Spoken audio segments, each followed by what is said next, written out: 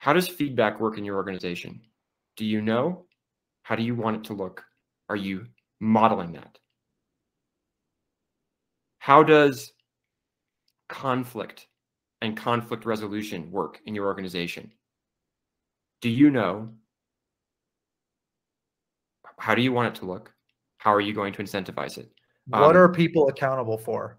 What are people? Yes. What are leaders? What are people accountable for, and how are they held to account? Are two things I think that go great on your list there. Yep.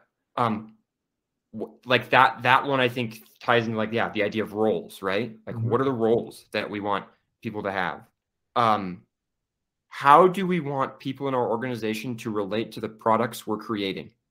How does that work right now? What do we want it to be? How do I incentivize it moving more towards that?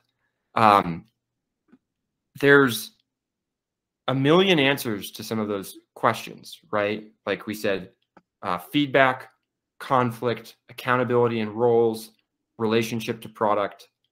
I feel like I'm missing some. There's more you could go into. There will always be more. But if you're thinking about what does it mean to make a culture explicit, think about those things and the behaviors you want to see. Because I can tell you my opinions about those things.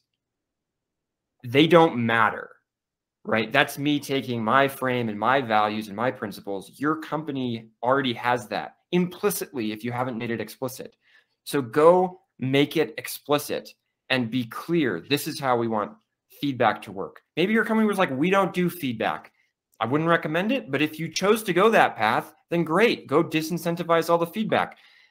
That'll have some consequences, and hopefully you'll figure it out over time. But like, I'm not telling you what you should pick. I'm just telling you, you have to pick something in these areas, because if you don't, something that you and I have said many times, if you don't pick it, it emerges organically and it's unlikely to be what you wanted. It'll be not deliberate.